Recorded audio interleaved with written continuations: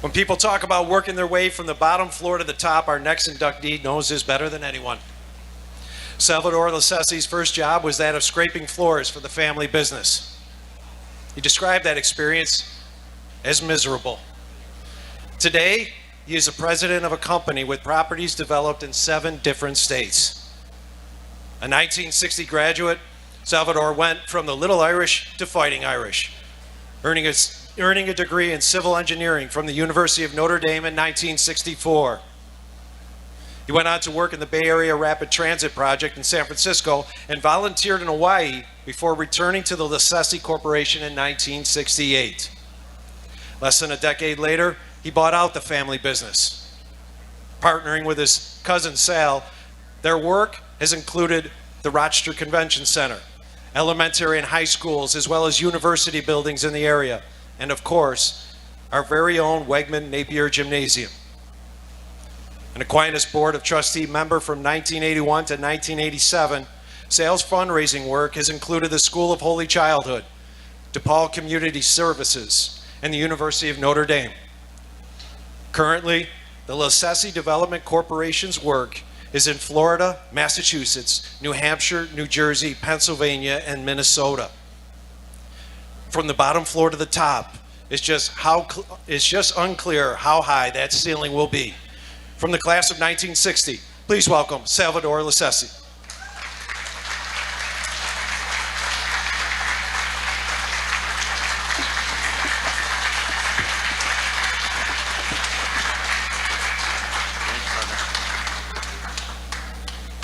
Well, I hope the microphone is good to me. You know, Lou Holtz said, and it's in my bio, and I try to live by it, do the right thing. Raised my sister, who's told me what to do my whole life, is still here working on it. There you go. Mike Astor says, 4 girls, only 1 boy, says that's all we needed. Which was true. So Lou said, do the right thing. So today, these are my notes. All right.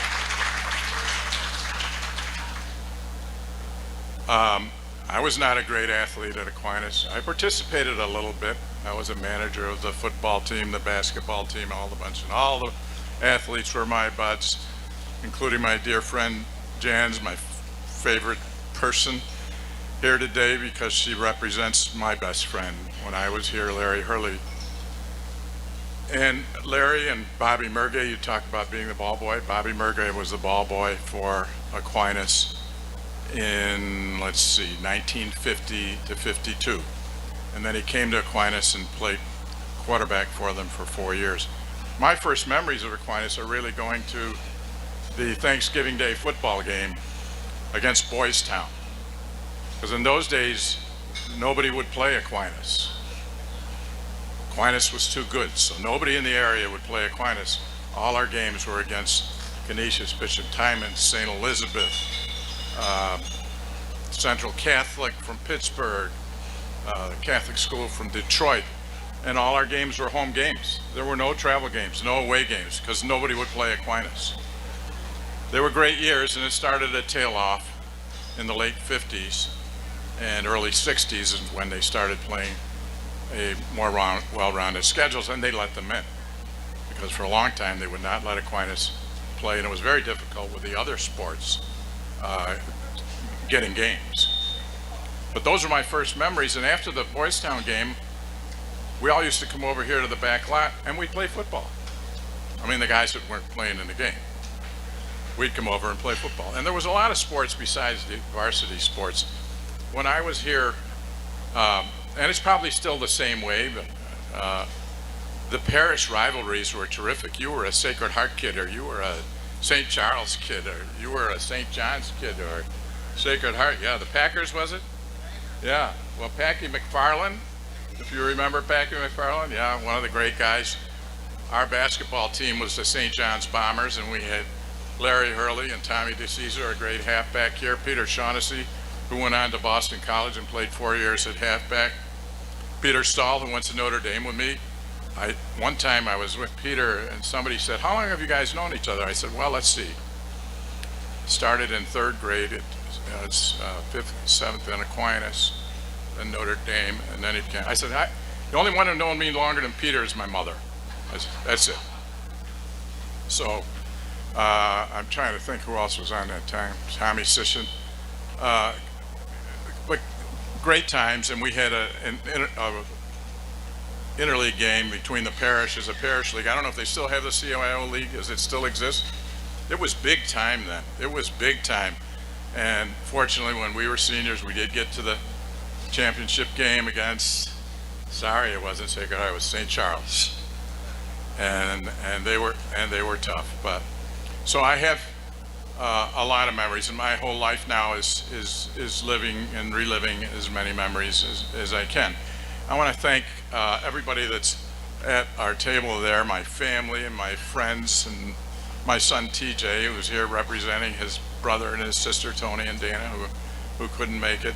And I appreciate them being here. As Bob Schwab knows, you didn't think I fit that much on this card, did you? As Bob Schwab knows, I was asked a few years ago, and I was kind of reluctant. I said, why me? But this year I said yes.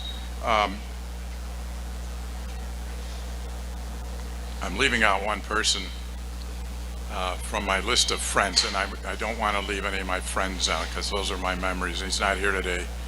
But Joey Manzo, we all lived in St. John's in Greece, and Joey Manzo lived on Han Street. He was, what's the parish in Han Street? St. Lucy's. St. Lucy's.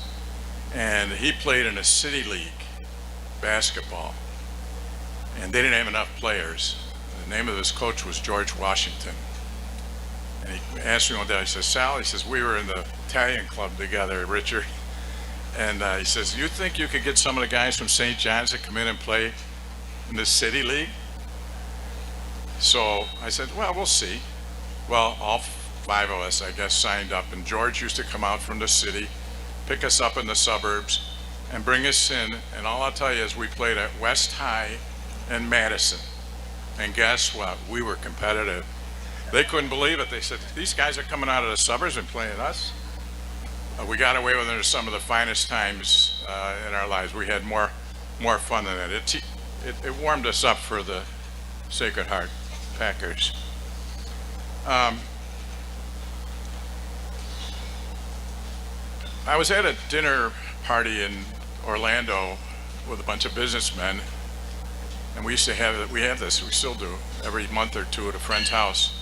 And he always asks a very insightful question for each of us to answer. And one night the question was, what was the biggest break you ever got in your life? Well, believe it or not, my biggest break was coming to Aquinas. When I grew up, there was no public school in Greece. It was either Marshall or Aquinas. In both places, you had to hitchhike to school.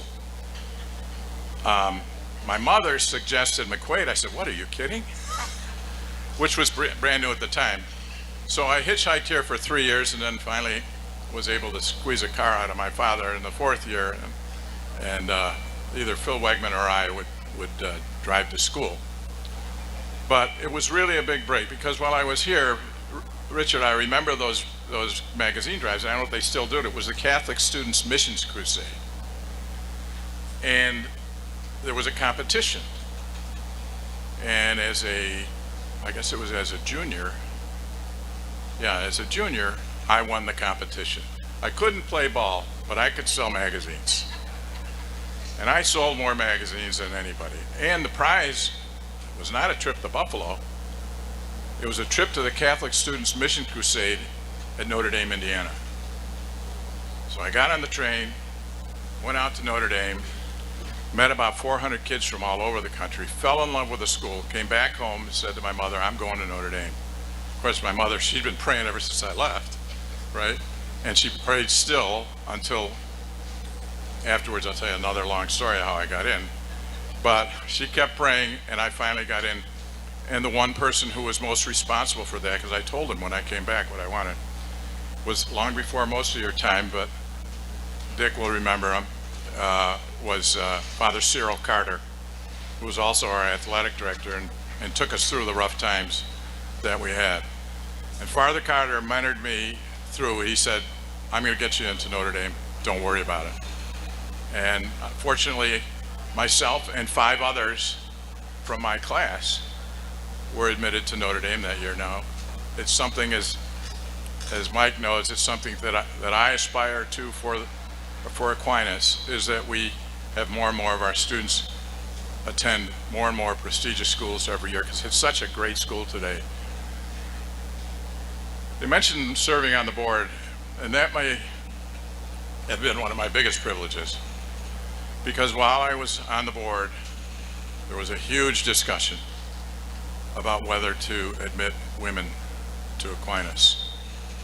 And God works in funny ways, but at that point in time, St. Agnes was having some very serious financial problems, and they had to close the school.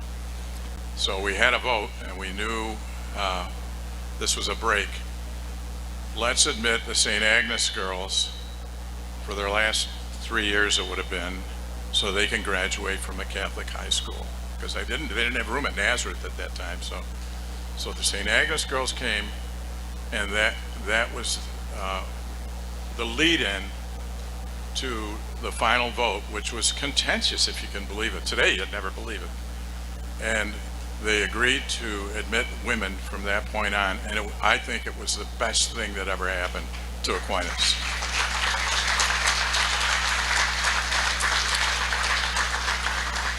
We heard a lot today about great Aquinas athletes and great Aquinas teams, and I'm very, very proud of the school, and I love Aquinas and everything about it. But you're going to hear a lot about, and you have heard a lot about, a lot of great women athletes here too, and women coaches. And we have a lot to be proud of at this school. I turned it over, so at least halfway. I really don't have a lot else to say, except thank you again to my family. My beautiful wife Jackie is here with me. Dan and her son Michael, and by the way, Jan's son, her youngest son, Mark Hurley, his dad was my best friend. I walked out of the house this morning in Canandaigua, and there's a black car in the driveway I don't recognize. And it gets out, and it's Mark Hurley, and if you don't know Mark Hurley, he is the sectional winning coach of Mendon, Pittsford Mendon soccer team. And he's a great, great young man. And I said, Mark, what are you doing here? And he pulled these 2 little papers out this morning. He said, Sal, I know Mr. LECCESE. He didn't say Sal. He said, Mr. LECCESE, he says, I know what's happening today at Aquinas. My mom told me about it. And I went out and sat under a tree, and I couldn't read it to you without breaking down. I sat under a tree looking at the lake this morning, and I wrote you a note. And that's what Aquinas is all about. I graduated in 1960. I'm still as close as ever to my best friends from Aquinas. And better than that, our children are friends. And I know you now are all experiencing this, and you all have that to look forward to. But for me, it's a real blessing. Father Carter gave me my second biggest break, and that was getting into Notre Dame. And from there, I've been able to accomplish more than I ever should have been with my talent, because not only wasn't I a good athlete, I made up for it by not being a good student. So I was very fortunate. I can tell you, and you all have this probably in your St. Joseph's Missal, like me, but I got a card from Aquinas a while ago, and I wrote it down on my day opener every day, and I say this: grant me, O Lord my God, a mind to know you, a heart to seek you, wisdom to find you, faithful perseverance in waiting for you, and a hope of finally embracing you. And as you all know, that's the prayer of St. Thomas Aquinas. I want to thank the induction committee for honoring me today. I want to thank you all for listening, and I want to thank Aquinas for giving me my greatest opportunity in my life.